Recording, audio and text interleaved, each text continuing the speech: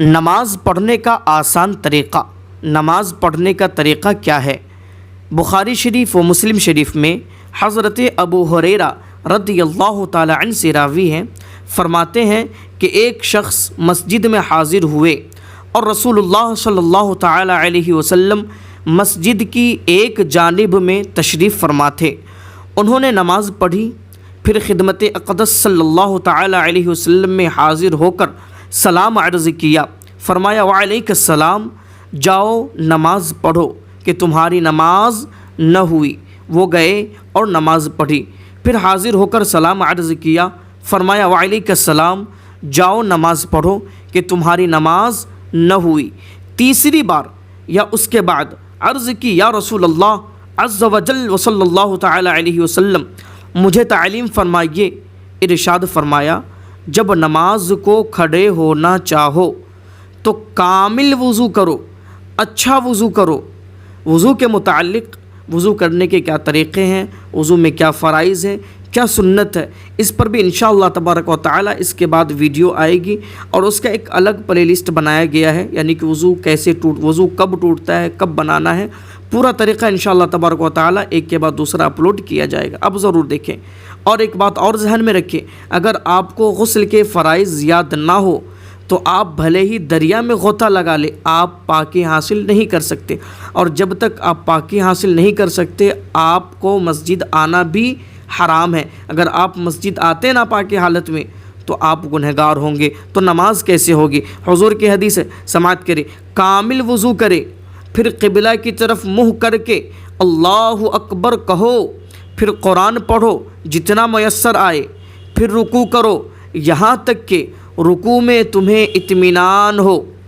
رکوع میں تمہیں اطمینان ہو۔ آج کی طرح رکوع نہ کریں، آج کچھ لوگ ایسا کرتے کہ رکوع میں جاتے ہیں، پتہ نہیں کتنی مرتبہ پڑھتے ہیں، رکوع میں جو پڑھا جاتا ہے جو تسبیح ہے سبحان ربی العظیم، اور سبحان ربی العظیم میں جو ذا ہے اس کو پڑھنے ادا کرنے کا طریقہ بھی سیکھ لیں۔ اگر سبحان ربی العظیم بول دی یعنی کہ ذا کی بجائے ذا آپ بول دیا تو آپ کی نماز نہ ہوگی۔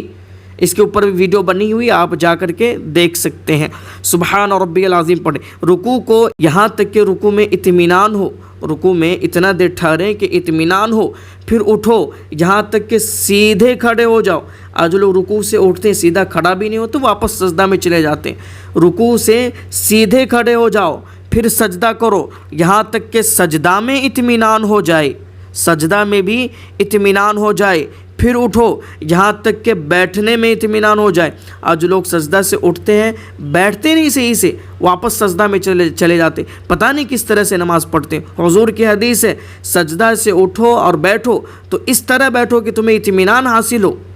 پھر سجدہ کرو یہاں تک کہ سجدہ میں اطمینان ہو جائے، پھر اٹھو اور سیدھے کھڑے ہو جاؤ، پھر اسی طرح پوری نماز کرو۔ جب رکوع سے اٹھو تو اس طرح سے کھڑے ہو جاؤ کہ اطمینان حاصل ہو، سجدے میں جاؤ اچھے سے سجدے کرو، اطمینان حاصل ہو، سجدے سے اٹھو تو ایسے بیٹھو کہ بیٹھنے میں اطمینان حاصل ہو، پھر سجدہ کرو ایسے سجدہ کرو کہ اطمینان حاصل ہو۔ یہ حضور کی حدیث ہے، اگر آپ اس طرح سے نماز نہیں پڑھتے ہیں تو آپ کی نماز نہیں ہوگی۔ ایک اور حدیث پاک سماعت کریں، صحیح مسلم شریف میں ام المؤمنین حضرت عائشہ صدیقہ رضی اللہ تعالی عنہا سے مروی ہے کہ رسول اللہ صلی اللہ تعالی علیہ وسلم اللہ اکبر سے نماز شروع کرتے، الحمدللہ رب العالمین سے قرأت، اور جب رکوع کرتے سر کو نہ اٹھائے ہوتے نہ جھکائے بلکہ متوسط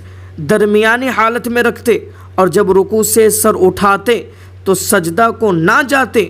اس وقت تک